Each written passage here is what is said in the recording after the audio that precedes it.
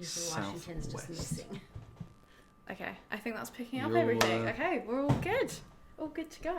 So that is coordinated with that? No, I'm going to have to sync it up afterwards. Oh, okay. That's a whole Arabic. But it yeah. This is pretty fancy. It's cool, isn't it? It's because I've been doing like interviews with scientists and stuff, so I just thought while we're traveling it would be cool to like record the people that we're staying with. So yeah, so we'll see how it goes.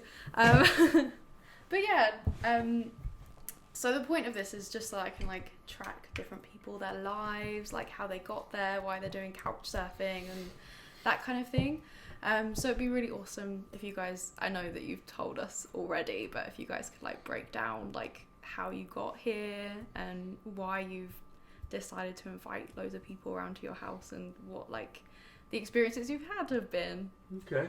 Carol, why don't you start since you're kind of headed up this whole operation to begin with? Well, our children, meaning my son and his wife Magdalena, who's from Poland, decided that when he finished his second tour in Iraq, they were going to do a tour around the world. And I'm thinking, oh, that's going to cost so much money. I hope you saved some money while you were over there. And they said, we're going to be couch surfing. And of course, I hadn't heard of couch surfing yet. So I looked into it and everything, and we signed up as hosts. And the very first person who contacted us was from Krakow, Poland. He was a PhD software engineer, and he was booking a couple months in advance. And his name was Bartos, which is the same as Magdalena's brother. So I thought this was meant to be. But our actual first guest, and meanwhile Bud's like skeptical. We don't know these people; they're strangers. Who knows, you know? And get some dodgy people from the UK. Yeah, once in a while. So anyway, our first woman who actually came, which was just a few days after we opened, her name was Erin, and she drove a little red Mini Cooper, and she had to leave her apartment for the whole summer. She's a school teacher, and because her brother-in-law was going to remodel it, she made the decision to stay in the city and remodel her condo instead of buying something new in the suburbs. And so he says, I can do this, but this is so small, you got to leave. So she put all her stuff in storage, and she and Minnie, she calls her Minnie, came across the country. So we got to visit, and she was so delightful. But says, well, if they're all like her, I guess this is going to go okay. But when we went to Prince Edward Island, we got to couch surf for the only time, and it was 3 nights we were there. 3 nights I guess it was. And the host's name was Stuart, and he told us that a lot of people come for the whole summer, and I'm like, there's not that many hosts here. How do they do that? Oh, they talk, and he says, well, they do Workaway. Well, I'd heard of Workaway because some of our guests stay on the road 2 and 3 years. Like, how do you do that? I can't imagine having to arrange something new every 2 or 3 days. And of course, couch surfing can be really flaky anyway. I mean, people try 12, 15 people, but before they finally get an answer, you know. Anyway, so that's what I said. Well, as we're leaving Prince Edward Island, going over that bridge, I said, we should sign up to be Workaway hosts. We could get some help around the yard, and the people would stay more than 1 or 2 nights. We might actually get to know them. And so we did, and it was so successful that we just stopped accepting couch surfing guests. It just, you know, that 1 or 2 nights, and half the time they'd flake, or they timed it wrong, so they're going to be here the wrong night, and it was just so hard. So many of the kids were hitchhiking or driving rickety old cars. But I kind of missed that in a way. It was fun to host them, but it's been way more fun to do Workaway. So, and we've had, for the vast majority, have been really, really positive. You know, so our 4 guests, counting the 2 of you from the UK, have been really, really good. Nice. And of course, we all speak the same language, although sometimes it's hard to tell. And you guys actually have names I can remember. Yes. Beth and Mike, I mean. We write them Plus, up we there. write them up there in case I forget. Give a little sideways glance. Beth, how you doing? It's true. Well, in January, we had for the whole month an LDS couple, Latter-day Saints from Brazil, and their names were Tainara and Guilherme. And even at the end, I'm choking on Guilherme because I thought it was Guilherme, which is Spanish, but in Portuguese it's Guilherme. You say the L. And I didn't find that out till about a week before they left. Oh, bless him. Did he just not correct you? Well, yes, that's exactly right. Close enough. I said, I should call you Billy. And she went by Ty, so Ty was easy to remember. But yeah, they were a nice couple too. So anyway, that's how we got started. But yeah, we're booked this is our busiest year. And we don't book for December because my son sometimes will change his mind about not coming up for Christmas, and Well, we want to leave the house Come open up. for relatives. Yeah. relatives who Christmas want to come time. Makes visit. And now sense. we've got That a makes lot of sense. friends that are retiring, and they might want to travel, you know, in early December when it's cool here. So, anyway, Yeah. you might even need a jacket. I Mm. mean, it's that cold. God, jacket. Yeah. Who needs that? Right. I gave away a couple really big jackets Mm. that people had left because they're going back to the tropics. He says, we don't need this there. Yeah. Yeah. So, Yeah. No, it has been really cool though. Like we found that Workaway, because this is our first trip that we've done Workaway, and it's just made, I don't know, it's so much more immersive. Like I've been traveling around Europe before and kind of like seeing the tourist hotspots, and like you kind of see the like cultural imprint, but you don't really get to know the people, so you don't really get to see the culture that much. You just kind of like feel like you're passing through. So this has been like just so different, so eye-opening. Yeah, completely different. And we just really appreciated that like every single person that we've stayed with, like including you guys, have just been so welcoming and so open to sharing the culture. And it's just been like just things that we wouldn't have seen before, like people that we wouldn't have come across before. Like it's just dinosaur footprint. dinosaur footprints that we wouldn't have seen. right. Geocaching, like we wouldn't have done that. There you go. Yeah. Yes. Yeah. No, it's been good, hasn't it? I think it's probably helped us get a bit more out of travelling than we wanted to get out of it. Like you say, the experience and actually seeing what. Because I don't know, it's some of those things you don't think about sharing when you're like, it's just stuff that you get up to, isn't it? Yes. You know, like if we were just drifting through, but going to the church is not something that we would have necessarily Sure. thought of doing, you know. Yes, And it's obviously it's just it's what you guys get up to Does every your weekend. t-shirt say lizard wizard? It does. Versus Minotaur. I know. Yeah. Look at that. Yeah. Got their monster I saw you garb drifting on. back to it. Yeah, Yeah. we got a bit of a theme actually. Yeah, it's a band T-shirt. Oh, okay. So it's a band called King Gizzard and the Lizard Wizard. So Oh, yeah. Yeah, they're exactly what you think. They yes, were. they're pretty crazy. Are they heavy metal? They do a little bit of everything. So they've done heavy metal, but they've done like electronic music. They've done normal rock music. Yeah, pretty much everything. So that's kind of why I got into them, is they do a little bit of everything. And they do some weird, strange-looking T-shirts and posters as well, which is always a good selling point, isn't it? Yes. Yeah. That's right. You got to get some of that merch. Yeah, Yes, absolutely. Yeah, because absolutely. it just looks insane. Yeah. And it's a really fun conversation starter. Yes, I can imagine What it probably are you is. wearing? Yeah, what on earth is on that T-shirt? They're an Australian band, so hopefully we're gonna like follow them Yeah. to Australia. Yeah, eventually. Well, one of my Seen dreams is to go to Iceland and see Kaleo perform live. Ah, yes. Oh, we well, went that to would see be a real him. treat. Did you? At Yes, Red Rocks. yes. Oh, It was wow. insane. It was I didn't know they insane. even toured the U.S. this past year. Yeah, I think yeah, do they I live think in they the do US. I don't yeah, I they? think they do a lot of touring in Well, the in US. Colorado, the Red Rocks Yeah. in Colorado. Yeah, Yeah. I think, didn't you say they live in Texas? I think so. Yeah. I can't remember because Oh. where they've set up studios and shops Yeah. and stuff. But Cool. Yeah, it was insane though. Like Yeah, his it's voice incredible. sounds exactly the same as the record, like even But better, yeah, even better. better live. And like seeing them at Red Rocks was like just insane. Like Oh, I've Yeah, heard the that acoustics sound there. there is amazing. Yeah. yeah, Cool. recommend it definitely. yeah, I mean, what were we like, road 26 or something? So Yeah. we weren't far back at all. Yeah. So it was Yeah. it was incredible. It was an Yeah. incredible experience, wasn't it? Yeah. Awesome. Yeah, and that was like another Workaway recommendation as well. Like I'd heard of Red Rocks, but the people that we were staying with were like, "Oh, you should stay like in this part of the arena. Like that's where the acoustics are Yes, better." And yeah. it was just like stuff that we just wouldn't have known if we weren't staying with some local Right, people. So exactly. it was really really awesome. Insider Yeah. knowledge. Yeah, Yes, exactly, absolutely, yeah. exactly. Did a little hike Yeah. around it as well. Yeah. Did they yeah. take you there? Did they go with you? No, it was No. just us, wasn't it? I think they were both okay. busy, so it was just us. But it was nice because I think it was about the third time I've tried to see that band. The previous two times I tried to see them, both got cancelled. Oh. Yeah. It was during like the pandemic and stuff. Yeah. So Oh, yeah. once in Italy and once in Finland, I tried to see them, and they both got binned off. So to finally see them was Yeah. fantastic. Yeah. I just love their music. Mm. Yeah. Yeah, it's When I need to beautiful. wake up about 3:30 in the afternoon, I'll put on some Yeah. radio. Yeah. Wakes you up. Yeah. For sure. Yeah. For sure. And hearing a bit of Icelandic like folk music is not. Uh-huh. It's not something you get to listen to. Of Monsters and Men, aren't they from Iceland as Oh, well? I didn't know that. I think so. Oh, that's cool. And her name is Nana. Mm. What's Oh, not to okay. love about a name Yeah. like Nana? Yeah, absolutely. Yeah. They're fun. Yeah. Yeah. No, they've got some good like music in Scandinavia and stuff as well. There's a big music industry Home there. of ABBA. Absolutely. Yeah. Not to love. Yeah. Eurovision Song Contest. Yeah, We I love was going it. to say they normally go pretty high in there. So. Yeah. Well, I'm a Secret Garden fan, and they won one year Mm. back in the 70s. Oh, wow. That's Yeah. pretty cool. Maybe a workaway.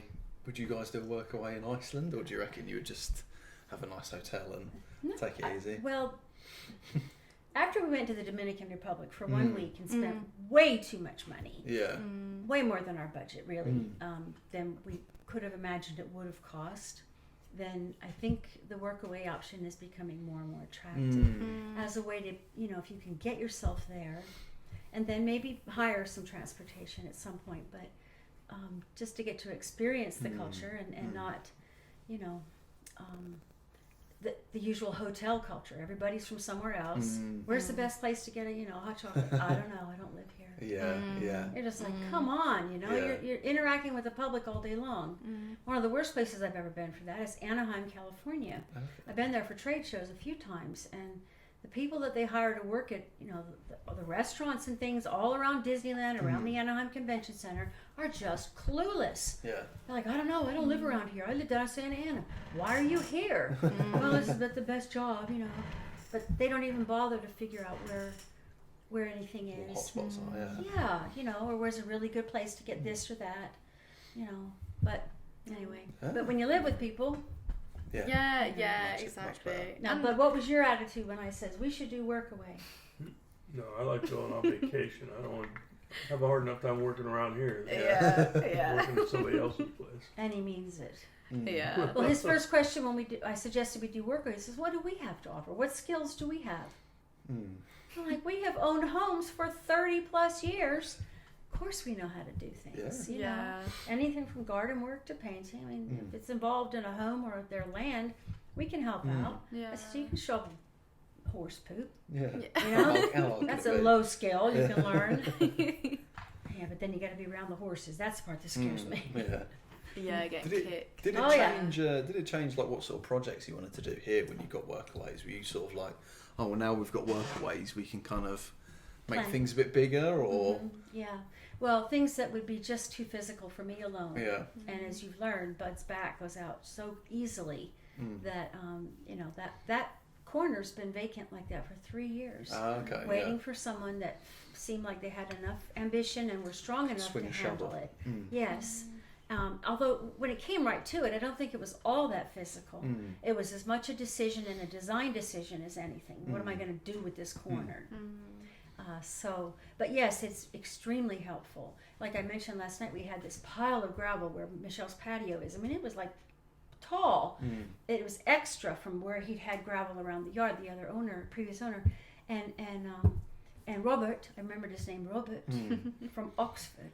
That is a very Oxford That name. is. Oh yes, and he, he shoveled it all the way around the shop and everything. We put more in the driveway, and then he's the one who put so much gravel in the garden shed because it wasn't like that before. It was kind of muddy and a little bit of a mess, but yeah, he made it graveled for us, and that was enormously helpful.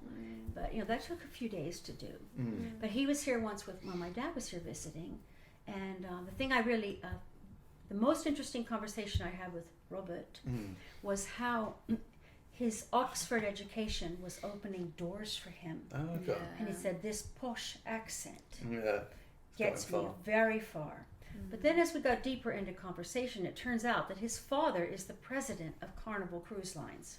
Oh. Yeah. So he's got money. Yeah, there you go. Not exactly poor. And so I asked him, why are you doing Workaway? You could stay anywhere you want. And he said, I want to stay with Americans. I don't want to hang out in a hotel and go to restaurants for every meal by myself. He didn't have a sweetheart. He just graduated college, so he was traveling. But he's been on every cruise ship they own and loves that. He says, I love it, but I view it from the point of view of the crew, not as a guest. And everybody treats me like I'm some kind of royalty, which I hate because I don't get the normal guest experience. They all know whose son I am. And he said that's kind of hard to get away from. But I asked him what he wanted to do for work. He wants to work for the environment, but he wants to work for the Anglican Church. He was raised Anglican and was a practicing Anglican, but he said, they own so much property. There's so much more that they could be doing, environmentally friendly changes that could be made, and he would like to go to work to do that. So I don't know if he ever did or not, but he said the posh accent will open doors. Well, at least he's using it for a good orientation. Rather And he than plans just to work. He could just become a trust fund kid and just whatever he wanted to do on Dad's money, but that's not how he was raised, I don't think. I think they work. His kids work. So, I mean, his siblings, they all work. So that's a good thing. Yeah. That's interesting that he was like Anglican. Like, because have you found that like the reception of you guys being like LDS has been, I don't know if people have like embraced it or just kind of like not really... kind of a mixture, but I mean, we're so upfront about it. It's not like it catches anybody by surprise. Yeah, you put it in your like profile and everything. Right. Well, we do that because we want people to self-sort. If you're looking for, the beer every night, if you're looking for a pub experience in the town where you go, I don't know what to tell you. Don't come here. Yeah, we're not the right people. And we're older, so it's not like kids are going to come here and find a group to party with. So they We're do. like grandparents. We're your grandparents. We could be, yeah. If our son and his daughter started, in the normal time frame, we could be your grandparents. So, but yeah, that's the thing. I mean, by being so upfront about it, it's not that they're necessarily really interested, but they know that they're not going to come here and encounter somebody who's drunk, and if they don't like tobacco, they're not going to be around that all the time. And people say to us, especially when we're one of their first, they'll say, "Oh, wow, you look safe." I've had parents call me. I've had the young people call me, and they say, "Can I put my mom on the phone?" And so they're translating, and they ask, the same questions I would have asked.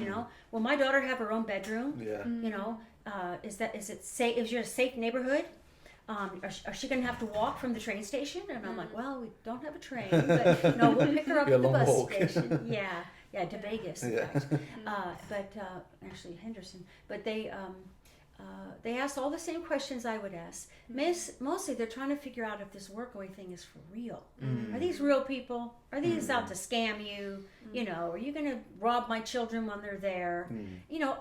I would be skeptical too.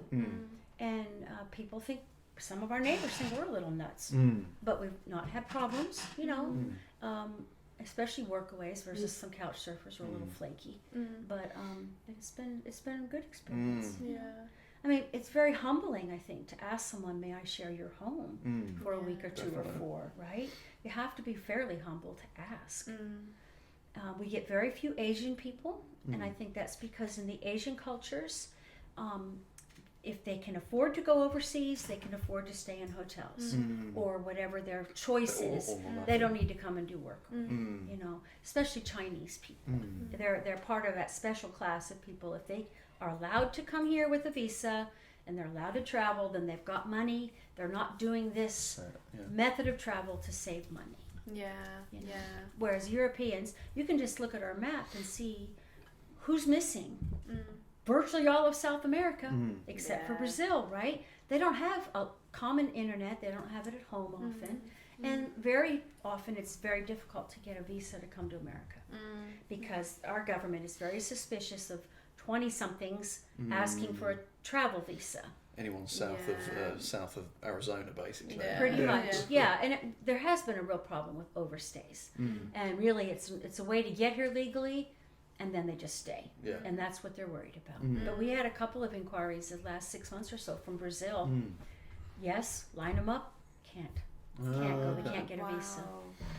So, but now Christian from Italy, who's coming this week, got his visa on the first try. So did we. Yeah, Yeah. he said first try. I'm like, no cool. dramas, Yeah, you know, and when we were at the airport, like, we were staying in the US for 90 days. Like, if we were from anywhere else, probably the guy at the border control probably would have, like, given us a harder time to cross. Yeah. But honestly, like, we were there for, like, 5 minutes, probably. Yeah, it wasn't. But you already have your return ticket, right? Yes. Yeah. We already Yeah, have that a too. plan. Our route But he out, didn't ask for proof. He just said, like, when are you flying? Yeah. That was it. Like, Yeah. we were expecting it to be a lot harder than it was, but, you know, he just put us through, basically. Right. But that is, like, you know, the British passport is a very powerful passport, so... Yes. Yeah. And I wonder if it would have been different if you were people of color. Yeah. Yeah, You know, potentially. Yeah. Don't know. Yeah. Don't Yeah. know. Yeah. And no one's going to fess that up anyway. Yeah. If that were Yeah. a part of it. Mm, You know. Yeah, definitely. Yeah. Yeah. So, Yeah, it's interesting. I think probably Europeans as well are quite used to the idea of hopping from place to place, and maybe the idea of couch surfing, even if it's out here in the States, is probably not as much of a barrier maybe as it is in like Brazil.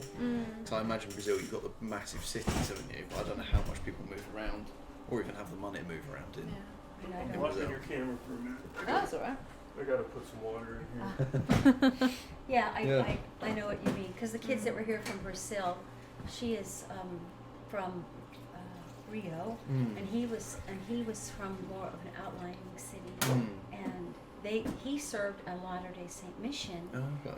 in the jungles, the deep jungles Wow. of the Amazon. They call it Amazon. Anyways, and she served in Salt Lake City on Temple Square. Wow. Oh, she got it the easier run then. Well, yeah, you know, you meet people, and a lot of people don't realize this, and that Temple Square is the largest tourist attraction in Utah. Wow. Yeah. 17 million people a year, on average, visit. Versus, you know, we think it's ridiculous at Zion. There's 4 or 5 million. Yeah. And we're talking about Absolutely. Temple Square. I mean, it is literally a city block, Yeah. and they have so many visitors. Yeah. And so there's a whole army of women missionaries. And then they offer that longest running, 94 years now, I think it is, television show in the world. So the music and the spoken word is the Tabernacle Choir. And it's the a speaker with reading, you know, biblical scripture verses and telling a story. And it's been on the air for 94 years, but they allow the public to come in and watch the broadcast on Sunday morning. We took our granddaughter. We're going to take them both, but one wouldn't get out of bed. Yeah. Oh, So, yeah. yeah. Don't do a ghost tour Yeah. with teenagers. Yeah. She was kind of freaked out and couldn't sleep. Oh, But yeah. Yeah. Ghost tours are Yeah. fun. I mean, like, I think, like, in Europe, people are, like, fascinated by the Mormon church because I know that you guys have churches in and around Europe. I mean, there are some in London, but it's just not really a big thing. It is just associated with America, and we don't know that much about it. And there is that kind of, like, curiosity and fascination with it. So I think that's probably why you get so many tourists. Yeah. And when we saw your profile, because we're wanting to, like, do cultural deep dives and, like, try out, you know, see like different ways of life around the It's too bad you never world. made it down to the visitor center. They We did. Oh, Yeah. did you? Yeah, we made oh, it. I didn't know you Yeah, had- we grilled a missionary Yeah, with yeah. all of our Yeah. questions. Oh, good. Yeah, she was great, actually. Like, we just came with a few because we didn't really... I thought it was a different book, the Book of Mormon. I was telling you this. Like, I just thought it was, like, a completely different segment of the Bible. It's just an add-on. Oh. I didn't realise that it was, like, an Revision. extension of Jesus' story. Like, I didn't realise that. That he had interacted so much with people on this continent. Yeah, Yes. and I didn't realise the like, not plot holes, but, you know, like, loose threads in the Bible that the Book of Mormon kind of answers. Yeah, I wanted to, like, ask you guys about whether that was what drew you to the church, or whether it was, like, a different thing that sparked your faith in it. You want to tell how you learned about it? Well, the way I learned about the church was a friend of mine had joined, and as I was leaving to go to Alaska in the Army, he gave me a pamphlet to read, like maybe you saw a pamphlet down at the visitor center, and it was intriguing, and I knew this guy, and I knew his family. We were really good friends. I said, all right, I'll look into it. And so I did, and when I got out to Alaska, I looked up the missionaries and started taking the discussions and read the book and prayed about it. And I said, okay, yeah, it sounds true. And so I said, yeah, I'll join the church. And then she showed up about a week, I became aware of her about a week or so before I joined the church. And she was already a member. And so they asked her to speak at my baptism. And so she did. And 6 months later, we were married. So, Fast so there you go. And that was 46 years ago. So, huh? You're baptized on September September 15th, October, November, December, January, February. Oh yeah. Even quicker. And I say we don't recommend that, but Works out well for you guys. it's worked for us. But so much of what makes a marriage work or not work are your core values. And sometimes when you marry quickly, you don't really know someone's core values, or they haven't really figured them out yet. But we both adopted the church's core values. And because of that, we know where we're going to be on a Sunday. Unless we're traveling, we're going to be in church. It's just not a decision you make every Saturday night. For just one example, And but yeah, that's been enormously helpful. But the other thing that's been really, really helpful is being a Latter-day Saint is not just a religion; it's a whole lifestyle. And it centers on service and being together with this specific group of people in a geographic area. And like on our street, there's only a couple of 3 active Latter-day Saints, but we know all our neighbors, and we know if they're in trouble. Usually, we know something that we can do to help, and you become a community. But it's also the whole cultural thing about the no alcohol or drugs. So like we have family members whose entire lives basically is around sports and drinking to the point of drunk, or nearly so. And if you're not serving alcohol and your life isn't centered on sports, then obviously you have to fill it with other things. So we do home and family, whatever, communicating with people, and then of course family history, which you learn more about that. But the Bible, in fact, the Book of Mormon, they took with them when the first folks came over. They were led here by the Lord, but they brought with them bits of the Talmud, the Jewish Bible. They got those plates, and it had family histories on it, and the commandments and the stories from Moses, and that has become part of the early parts of the Book of Mormon, because they said that the whole nation would dwindle in unbelief without some sort of scriptures. But so much of their cultures were Jewish in nature. And people didn't realize that. But now archaeologists are coming up with all kinds of evidence that the Native Americans were actually Jews in many, many ways. Israelites, of some either genetically or culturally, or so much of what they're finding now. Wow. But yeah, it's quite interesting. So, but I mean, it's not like Jews are a race of people. It's a culture. But there's just, genetic comparisons between the 2 continents. So it's really quite interesting. So the longer we stay alive, the more proof, but you don't need proof. For me, you asked about how I joined. I was introduced to the church by a friend in high school. I worked with him at my hamburger place called Coco's, but then I went up to BYU just to visit him. I was not in college, and he was up at the Y, just to visit him, and he did something very strange. I'd always had kind of a crush on him. He was blonde for one thing, but very handsome. And so he says, well, it's so hot here right now. Let's just go catch a movie. So we did, and I tried to hold his hand, and he said, oh, Carol, I can't hold your hand. I said, why not? And he said, I'm dating someone. I said, so what? You're not married. He goes, I'm dating someone. I don't two-time anybody. I thought, okay, that's weird, but okay. I didn't get it. So he went on a mission shortly after, as many BYU freshmen. They used to go at 19, so they'd spend a year at the Y, and then they go on a mission.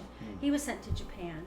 So I was writing to him, and I was really struggling in the military. I just, you hate being the object of attention all the time. You just like, leave me alone. Can't I just be another soldier? Everybody's got, you're their big sister or your surrogate, this or that, and you just frustrating. Mm. But anyway, he had his family send me a copy of the Book of Mormon. Mm. I read several pages.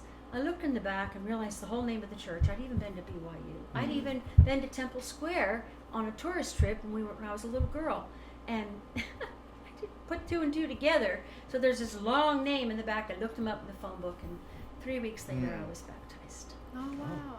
So yeah. What was it then? Because like I know that you grew up Protestant. Like what was it for you guys like about Mormonism that was the truth, I guess? I was going to say, did you have any sort of religion in your upbringing? Were you? Yeah, I went to the Methodist church when I was a youngster, up until about, I don't know, about 7th or 8th grade, something like that. And I was actually baptized Catholic when I was an infant, because my grandmother was Catholic, but my mom and dad, I've never seen them in church at all. Never went to church with them. My mom would send me to church when I was young enough to, walk to church by myself, and would give me money to put in the collection plate and everything, which every once in a while I'd stop at the bakery on the way there and buy donuts with, instead of putting it in the collection plate. Sorry, Lord. Tut tut. But no, there was no real strong religious background. Just, basic Methodist and try to do good and stuff like that. So I think that's a bit more standard in America, like you say, not necessarily a religious background, but for that's probably more so than most people in the UK, which is just an interesting relative background, I suppose. Yeah. I did when I was in high school. I belonged to a group called the Fellowship of Christian Athletes. It was all athletes, and we would. I remember going in a car with Steve Malbassa. He was like a year or two older than me, and praying, and I could, they talk about that burning sensation in your chest and in your bosom. And I could feel that when I was asking about Jesus. So I knew there was something there, but like I say, I wasn't a strong churchgoer or anything. Was it that when you were like exploring the Book of Mormon, was that what like drove you to it? That yeah, feeling? I guess it was always kind of in the background. I knew there was something, but I didn't know exactly what. And growing up, I had no idea at all about the Mormon Church. I mean, I had everybody has heard of the Mormon Tabernacle Choir. I had no idea they had anything to do with the Mormon Church. Okay? I just thought it was a singing group. Yeah. I didn't know. Yeah. And I'd only ever heard the Mormon name. In the Ohio Valley where I lived, there are very few Mormon. I didn't know a single Mormon growing up until my friend joined the church. He was in university when he joined. And so anyway, yeah. Well, that's interesting. But see, I think you had a similar experience when you read the pamphlet. You thought this could be true, but the thing in the front of our Book of Mormon that I was sent from my friend's family, the Sutherlands is their names.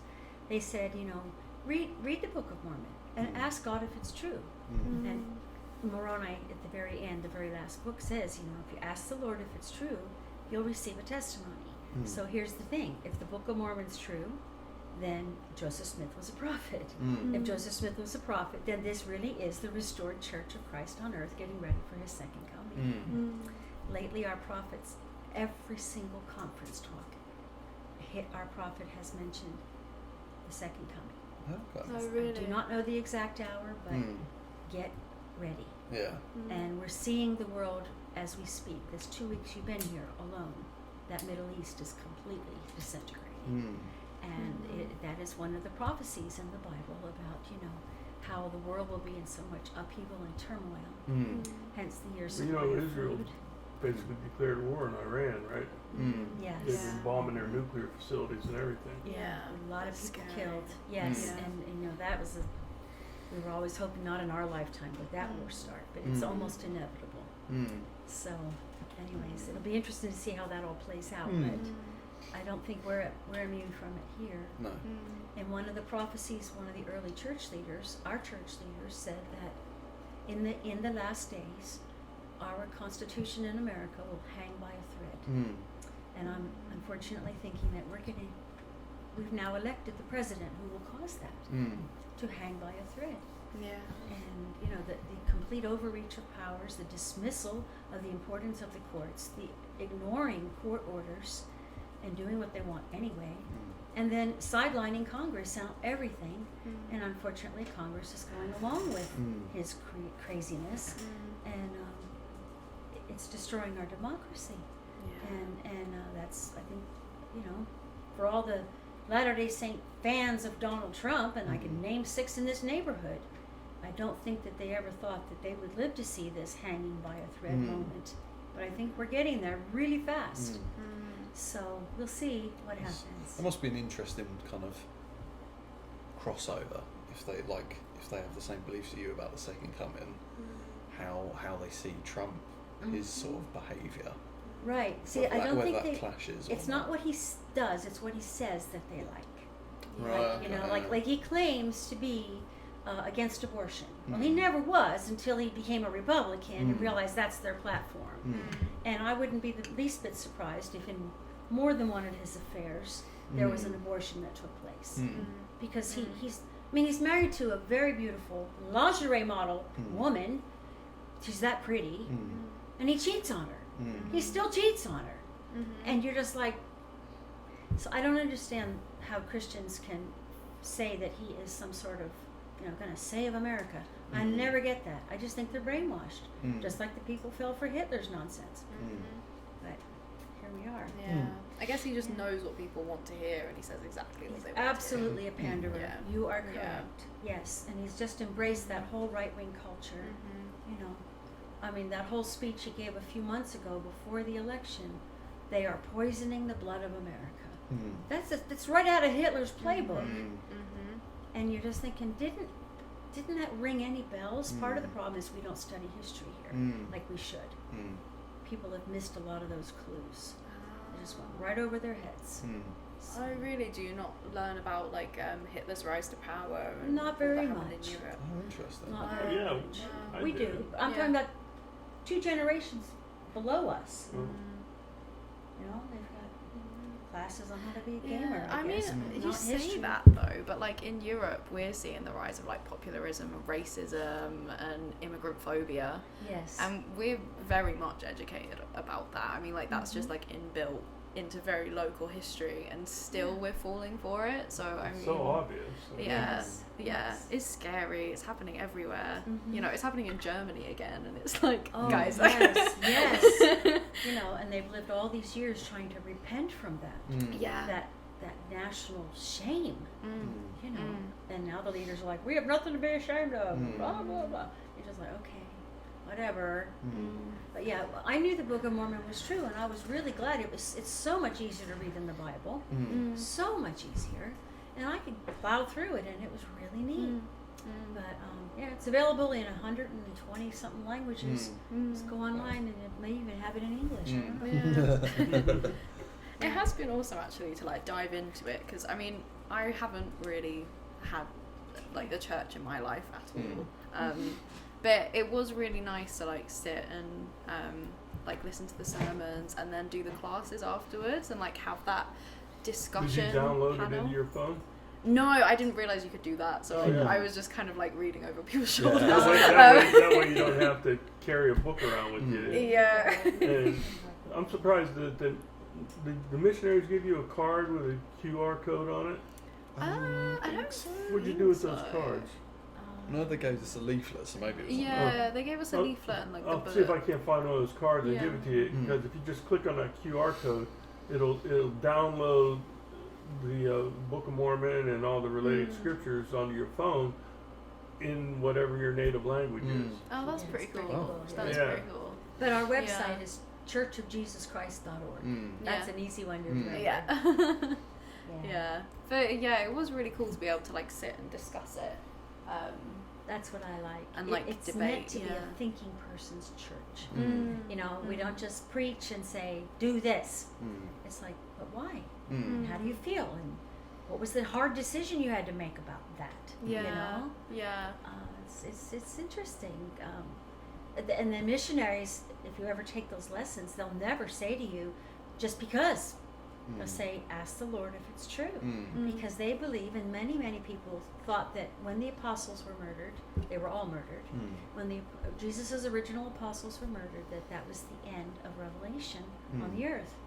And, you know, Catholics believe that Peter and every pope since has been God's mouthpiece on the earth. Yeah. Okay, Yeah.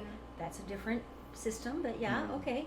But this idea that we're individually entitled to revelation, not for the whole church, but for me and my bud and you know my affairs, I'm entitled to have revelation, and over the people that I have stewardship over. That remember I told you I was prompted to just check in with Michelle. Is everything okay? No, it's not. Mike is struggling to breathe. Would you like a blessing for him? Yeah. Yes. And this woman hasn't been active in the church since she was like in 10th grade. Yeah. But I've been seeing her for 17 years. So she knows where to turn. She needs some priesthood and some faith to add to her little seed of faith. And sure enough, Yeah. this breathing eased, and she felt like it was the real deal. And then she was sick a few weeks later, and Bud and Doug went over and Doug gave her a blessing, and Doug was the mouth of the Lord, and she said he said some things that really comforted me, and he didn't know, he'd never met her before, Yeah. but he said, you know, some things about going on with life, and it just was really neat, and her issues were physical at that point, but she's also still very much grieving, you know, anyway, so that's part of what we're entitled to revelation for as well, is to help those that have been given a stewardship over.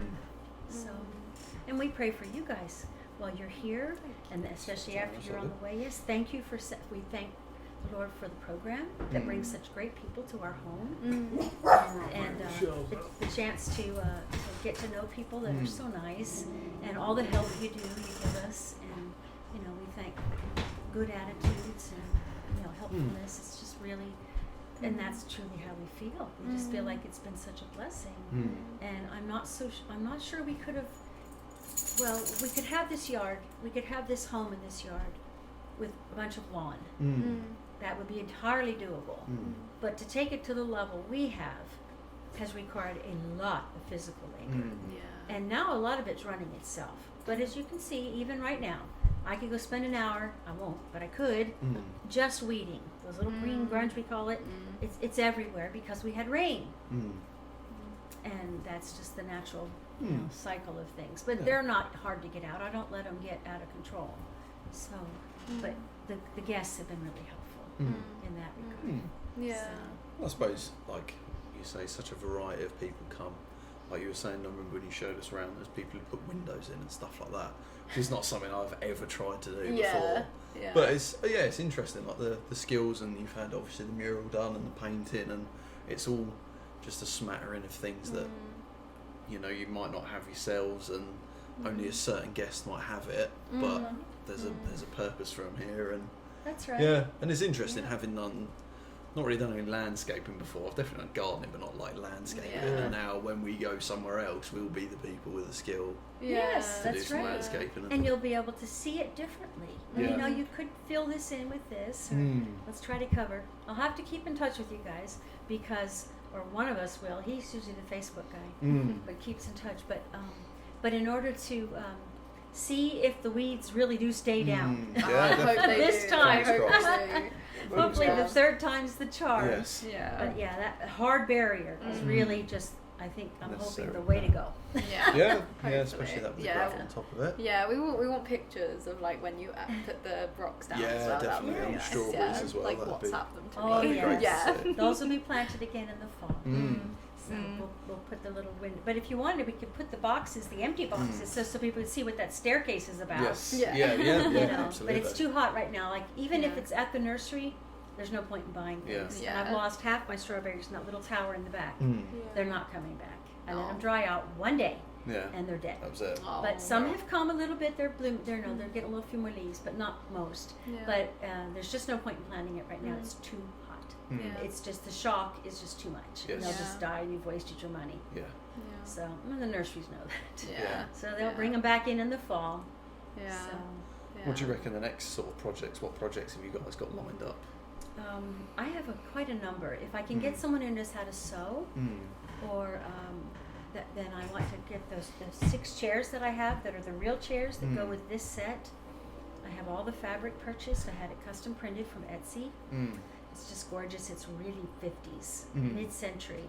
And I should show it to you. I have it. But anyways, I've got 6 chairs and they're all fancy. So I'd like to get that done. But that's absolutely a 2-person job. When you're upholstering, you've got to have someone to hold it and stretch it out. We want to get the 363 out front, take out all the fabric, and then paint it. We're going to just paint it with the same blue as on the trim. That's Sunbrella fabric, which was not cheap, but it 3 years, it's just so faded. It just looks tired. You know, you just mentioned that, it made me think about something completely off subject. Did you notice that hose is broken? How'd that happen? I was watering the little pots yesterday, and it went. Oh, Just no. gave up. And that It's was the exploded. protective part that's broken, not the hose itself. I know, and I said I got to mention this to Bud, but then I didn't because you I weren't saw around. it this and morning I'm as sorry. I was walking around. Yes, it just the pressure. Well, that's part of the challenge that you also face is that the hoses sit and the water's so hot. You have to waste so much water until it finally runs cool. You'll just cook your plants. Yeah, we So, found that. Yeah. And then another project, it's too hot right now, but as it cools down in September, every single seam around this house where the sidewalk, because there's concrete on every surface, where the concrete meets the house, needs to be scraped out and recaulked. Oh, okay. It's all cracked, and none of it lasts forever, but I'm sure this is original, so it's 25 years. And we've got our money's worth, but it's time to redo it, because that's how you start getting your under the house infested with all kinds of bugs and stuff. And so you just really need to keep that up. Plus, you don't want water seeping in during a rainstorm and leaving it damp. So that's a project as well. We are going to also empty the greenhouse and completely clean it. There are weeds in there, I mean stuff that just creeped in from outside. And then hopefully we'll get it set up by fall and I can start my first crops. Oh, We'll nice. see. Exciting. Yeah, I'm going to lose some of that shelving in there on purpose.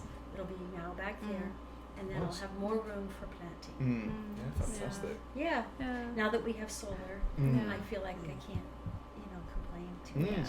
Yeah. I just really, I didn't want to spend the money, but I also don't want to burn the fossil fuels it takes. Yeah, absolutely. So I can have a hobby. Yeah. Yes. In the greenhouse. Yes. Yeah.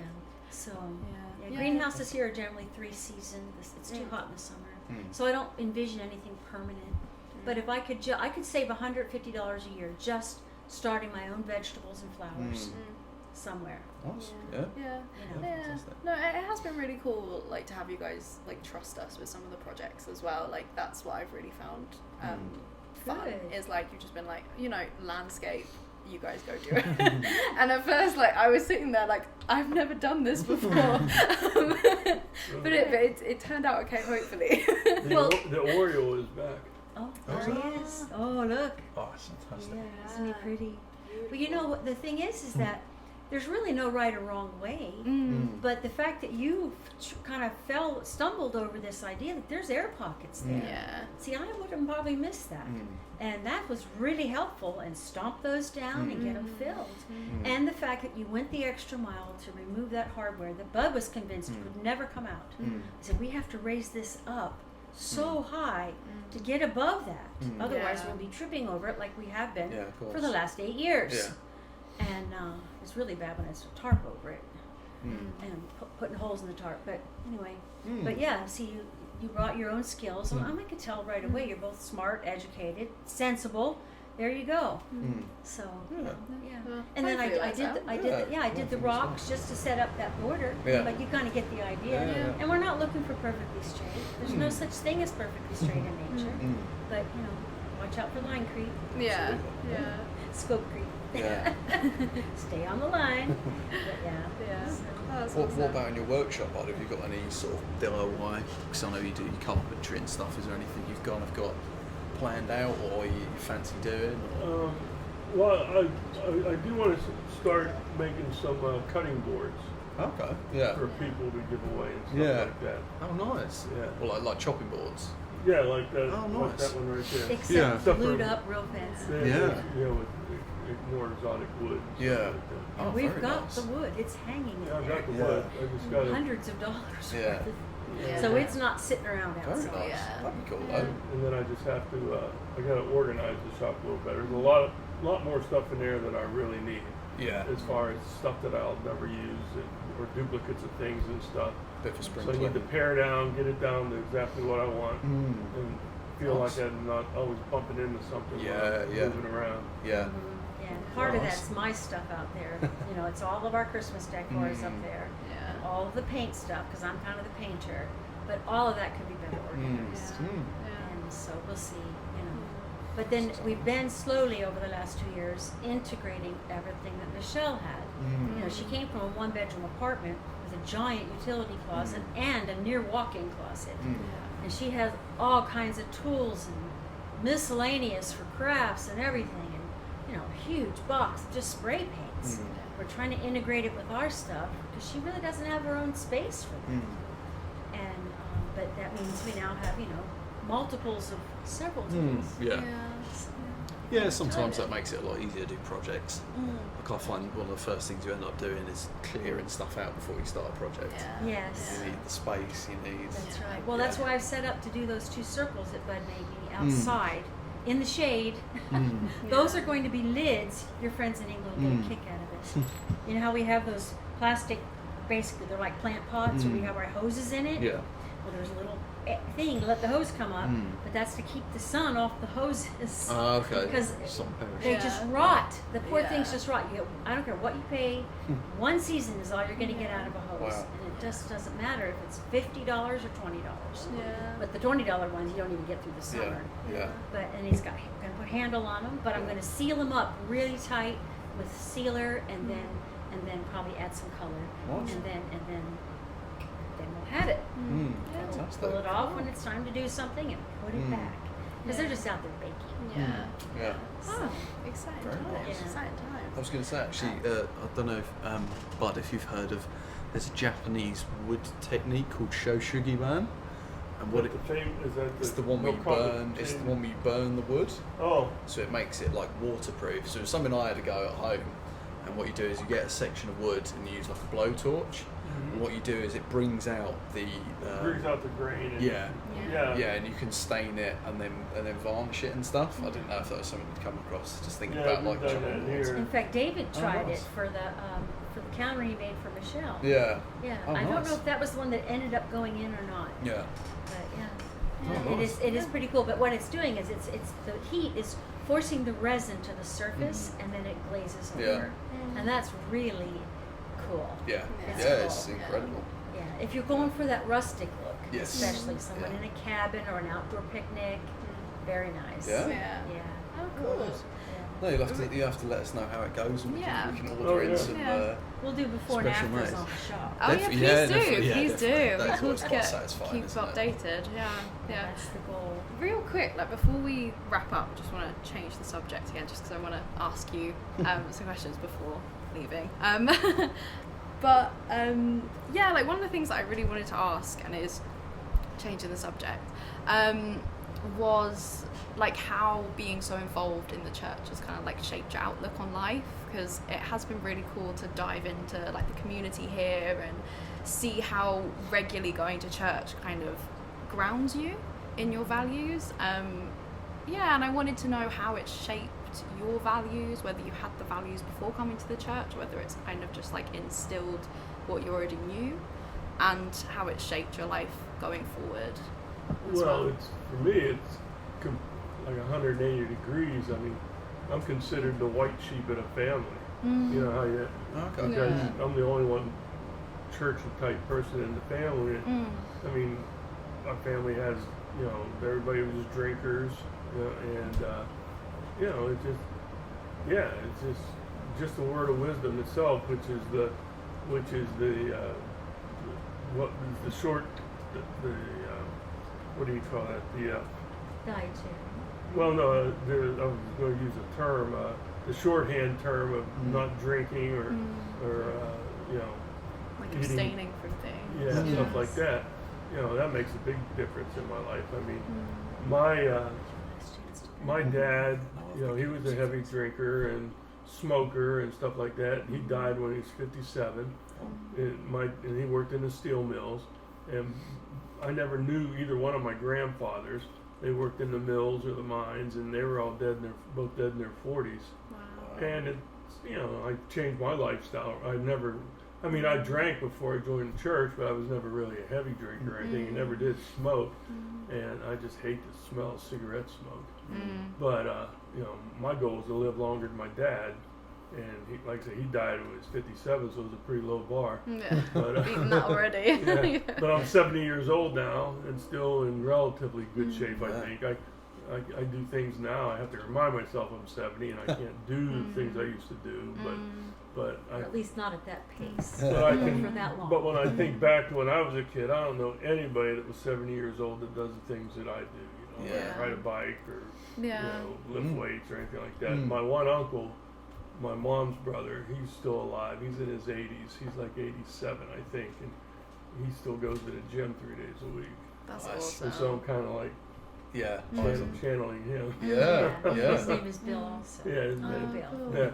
Yeah, he's William Franklin Stout, and I'm William Franklin Long. And my grandfather was William Franklin Stout also, so Oh, okay. that's Yeah. I'm kind of named after them. Mm. But anyway, so it's definitely impacted my life, 100%. Yeah, just the whole value system and everything has changed. Has it changed the way you'd like approach like parenting and structuring your life as well? Well, yeah, I guess so. I mean, she did most of the parenting. I was gone a lot and stuff like that. But yeah, I mean, you try to raise your kids with the same values that we have, and so I'm not sure it worked very well because neither one of them were active in the church. But we did what we could. It instills that like family. Because everybody has their free agency. Yeah. Yeah. It's not forced on anybody. And I guess it's like the values. It's not just the religion itself, it's also the values that you instill in people. And from what I've gathered about your church, it is very family focused. Family first. Yeah. So I guess it's more than just the belief. It is like the routine of it and The lifestyle. It's a It's a lifestyle. whole lifestyle. No doubt. There's a lot of folks who have, powerful careers and things, and then they fill the rest of their time with, say, tennis or whatever, golf or whatever. But most church members, it's figure out, make sure you're in touch with your family and doing things together as a family. So we have friends who play tennis, and they did when they were younger, and their whole family plays. We have friends who golf, and the nephews and all the brothers-in-law all golf together. It's a reason to get together and focus and to stay close, rather than a whole nother separate set of friends that know this person but not the same person at home. You see, when you've got your family with you on activities, it can become pretty self-governing. Your kids are watching. If we were to go out on a vacation, let's say with our daughter, and she drinks wine, and we'll say, well, we'll have a glass of wine. She'd have a heart attack. She would about have a heart attack. She would be so disappointed that we have changed our standards to fit in with hers. Okay. You see what I mean? And so we owe it to them to stand fast to our principles. My son is a total coffee nut. He loves coffee. Okay, it's not the end of the world to love coffee, But I see so many blessings that they've both missed out on by not remaining active in the church. But our daughter has incorporated the values of service all the way through her life. She's just serve. And I once said to a family in the church, they were talking about, somebody's moving again, and so this father's going to go, and he says, and I just feel like, I work so many hours, Saturday's my day with my kids, but this family needs somebody to help them move. And of course, 8 or 10 brethren show up to make sure that truck gets loaded, or the opposite, we're at the house to unload them too. Welcome to the ward. And we unload their stuff. And then they said, but this was Alan Moose, by the way. And he said, and then we show up, and Chris and Stacy are with Bud and Carol. They brought their kids to help somebody move. And he says, that never occurred to me. And so Chris is kind of a strong little 12-year-old, you know, and Stacy's a teenager. And I says, would you go suggest I forget what the sister's name was. Go see if sister. No, that's Alan's wife. That's Alan's wife. The people who were moving. Oh. Can you maybe take the kids out to the backyard and play with them or something, so that they're not underfoot when mom is trying to get the kitchen out the door? Yeah. And that's what she did. You know, she's 3 years older, so she was like 15. Okay. So she went out and kept the kids occupied so mama could help. You know, really, it's tough. It's so hard to move. You're managing everything, and your kids are underfoot, and everybody's a little on edge because where's my favorite teddy bear going to be? You know, and they just don't know what's happening.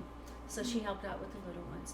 But like Alan said, and he shared his testimony, because it never occurred to me, instead of viewing this as time away from my kids, view that as, like the Longs do, he said, which is so embarrassing, but he said this, an opportunity to do service with your children. Now, not the babies, but, you know, our kids were old enough, and so were his. So he said, it just didn't occur to me to bring them with me. And so that, he changed that. My kids are more than used to, you know, for the longest time, Bub was the minister and the home teacher. Chris was his companion. And they would take care of some of the single ladies and do this and do that, to the point where sometimes you feel like, now I'm the one never getting any help from them. But you know, over time, it's okay. You know, the Lord makes it up to you. And then one time we were having really hard times, and our home teacher literally lent us a car. We had no working car and no money. I mean, it was just a terrible time for us. And they brought us a car to use for a couple of weeks. And then the bishop shows up at our house with $700 in cash and said, you need to get your truck fixed. Yeah, we know. Well, we heard it cost $700. Here you go. Wow. And we were like, Yeah, I bet. It was amazing. Yeah. The church has its own welfare system. Yes, we do. We have a bishop's storehouse. So say, for example, like our neighbor next door, Gary, he's not making much money, doesn't have much food. You can put in a food order for through the church, and they go up to the bishop's storehouse, and it gets all that stuff, and you don't pay for it. That's what we pay fast offering for, tithing and all that kind of stuff. We have the largest food distribution network in the world.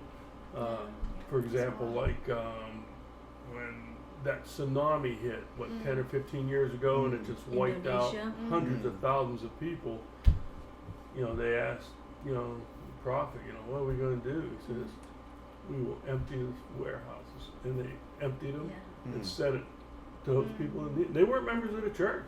They were human beings that needed help. And then we were blessed the next year. They had more, you know, we had church runs its own farms and cattle ranches and stuff like that. And they had more crops than they ever had before, because they were, you know, the Lord blessed them with, you know, bounty for helping others. I mean, I remember the prophet giving that talk, and he said, we prayed about it when we heard about it. And so this is the 12 apostles plus his 2 counselors, so there's 15 of them. They go up into the upper rooms of that Salt Lake temple, and they said they all separated and prayed, Lord, what do you want us to do about the tsunami, to help the tsunami victims? And that's, the Lord said, empty the storehouses. Wow. And President Hinckley looked like a smurf. He was so cute. And he was a little guy. And he said, excuse me? We're all chuckling. He goes, did I hear you right? And he said, yes, empty the storehouses. And he says, and you know, you want to say back, but Lord, there's bishop's orders every single week. What will be there for them? And the Lord said, again, empty the storehouses. So then he went back in, and the 15 of them sit around this humongous table, and he said, well, brethren, and they all said, empty the storehouses. So they all got the same exact 3-word message from the Lord. Wow. And what was so amazing was, in the month or 2 that followed, bishop's orders just completely dried up. It was like they were being taken care of some other way. And then on top of that, we have food production all over the world. So what's not in season here is in season somewhere else, like South America. And so the storehouses began to fill and fill and fill. And here in Hurricane, which is, you'll go right through Hurricane on your way where you're going today, they had Used to be a peach and apricot orchard. There was a few pears there too, but just humongous. And the orchard's still there, but the church leases it now to private farmers. But they had a professional manager who took care of everything and taught people and locked up all the tools. But several times in the summer or in the middle of winter, we need a crew of 18 from this ward to go out there and trim trees. We were pruning trees in the winter, and they taught us how to prune fruit trees, which now I know how. And anyway, so that summer, they announced over the pulpit, and this is August, we need pickers out at the orchard. I said to Bud, what? This stuff should be done by the middle of July. What? The bumper crop this year, and it was. We just picked and picked and picked. Cows gave more milk. Eggs, chickens laid more eggs. It was a miraculous year. Prove me now herewith, and I will open the windows of heaven to bless my children. And it's exactly what happened. And so I have the feeling that because we store food more than we really need to survive, if we share, there will be enough. There will be enough. And so that's, there's a huge life lesson there. Just exercise that faith. And then a part of the reason we could exercise faith with the prophet was he shares with us in these conferences and told us what happened. And we were all like, wow, well, that kind of explains all those extra peaches and apricots. Yep. Empty the storehouses. And then the church doesn't own a lot of vessels. They rely on others to get things places. A lot of the members are very wealthy, though. They run big businesses and stuff, and they volunteered the planes to go in. As soon as that runway was fixed, they went in and started bringing food, water, everything. And the church stores a lot of food that isn't even, around the world, that isn't just what Americans eat. Tons of rice, because people know how to deal with rice, Like Gazans, they're getting flour. They know how to make homemade bread. They can get some flour, and they maybe have a little sourdough left to get it to come into bread. So we're distributing bread. So anyway, it is awesome to kind of like see that community spirit, like on that massive macro level, but also like at the micro level of the individual churches, and also like I guess like micro economy that the church has as well. It's kind of like separate from, it's its own thing. It's separate from like the US government, the US like welfare. And I was also wondering like how it's affected your like identity as Americans to be a part of this church that has its own like welfare state and system. And I never really thought about it like that. Well, the church teaches that if you need help, you do as much as you can to be self-reliant. One example, 2008, that big recession. Don't come looking to me for a food order, brother, when you have a $50,000 motorhome in your driveway. Time to think about selling your toys before you come looking for a food order. Now, obviously, for this week, we'll cover you, but you need to start selling off some of your stuff. And it's just that tough love, because the hierarchy is first your family first. First your self-reliance. Self-reliance, then your family. Then you go to family. Then the church, and then government is the last resort. Is the last resort. Right. Now, for example, though, something major, we don't have our own healthcare system. That is just so massive, but we don't have it. But we will help people. We have counselors who can help people apply for Medicaid and things like those programs. Get their kids on the Kids CHIP program, Children's Health Insurance Program, to make sure that you have the health care that you need. But we do have, in many places in the world, not all yet, but there is marriage counseling that is free. There is family counseling that is free. Especially for these mixed families that come together, both widowed or divorced or some mixture. Single people that come together, and then you've got these blended families. The church offers seminars, I guess would be the best way to term it, run at the state level on how to be self-reliant, maybe how to start your own business, how to do this or whatever. the church really encourages you to be as self-sufficient and reliant as possible, and they encourage entrepreneurship. That's true. Yeah. And then we offer the business education to help you get And going. this is all for free. Yeah, It's that's all for awesome. free, and it's taught by And people it's like taught- us. It's taught by people that have There's been successful in it. There's a book, there are videos, and you get together, a little group of maybe 8 or 12 people, and we joined one, and it changed our whole financial thinking. For the first time in that one little 8 or 10 week course, I saw the possibility of getting out of debt. We've always had debt. You know, we kind of work paycheck to paycheck, and we've got a mortgage, and we've got a car payment, and blah, blah, blah, blah, blah. And like everybody else. And on paper, it looks like you make a lot of money, but you know, 20% goes to taxes. We tithe our 10%. It just feels like you're always strapped. But do I pay off debt or put some money aside? Well, we learn how to do both. We also learned a very true fact. If you do not have savings, you will never be out of debt. And you know why that is? Something always happens. You blow a tire. Your engine needs work. You know, the kid needs braces. Whatever it is, if you don't have savings, you will have to go into debt, either on a credit card or some kind of loan, to take care of today's needs that are inevitable. And it was like mind-blowing to me when we did some mathematics, and you know about the snowball technique. I'll teach it to you sometime about getting rid of debt. We implemented it, and within months, except for the house, we were debt-free. That's And awesome. It was awesome. It was so mentally freeing. You know?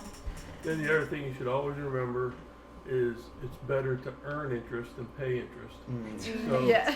Yeah. so put your money in savings and not on a credit card. Yeah. Right, yeah. Yeah. Say, Yeah, we've those tried who that. understand Yeah. interest earn it. Those who don't understand interest pay it. Yeah. But you know, Yeah. on the other hand, we have credit cards with really, really high credit limits for things like we decide to buy a roof. Now I have the money, but I'm not going to write a check right now. I'll put it on the card, get my little percentage back from Costco card, but we're not going to pay interest on that.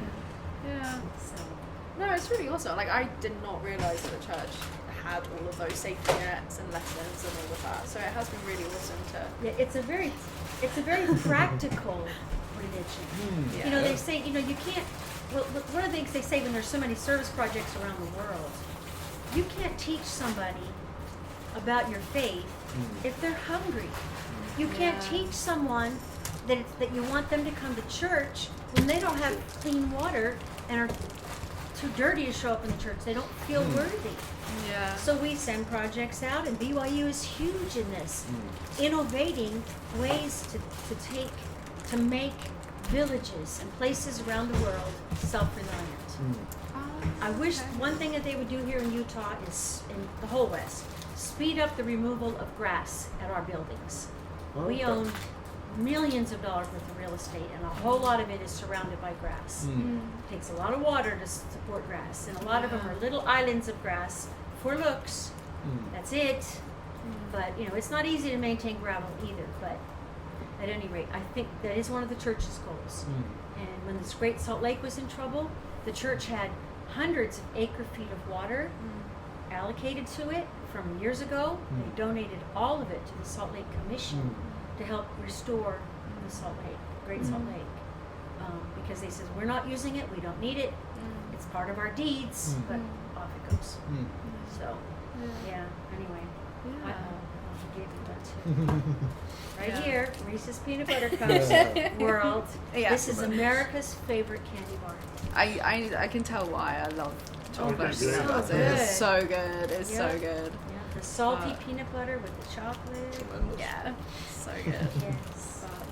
But yeah, no, it's been really awesome to like learn about it and for you guys to be so open about like the church and also your home and just how you do things. So thank you so much for like having us these past couple of We weeks have loved having and for doing you. this. Like this Yeah. isn't a normal thing to do. So thanks for being No. so open. You'd be astounded how many folks we take their picture and they never bring anywhere they take one of us. They Oh. never do. We've tried to take a picture of everyone that we Yeah. stayed with at No, we want least. a nice, Like, nice little years ago, collection. right? back Yeah, in, right you know. yeah. You got their picture? Not yet. We're going to take Yeah, it we're out gonna by take the it. strawberries. Oh, Yeah. okay. And I'm going to Yeah. go grab the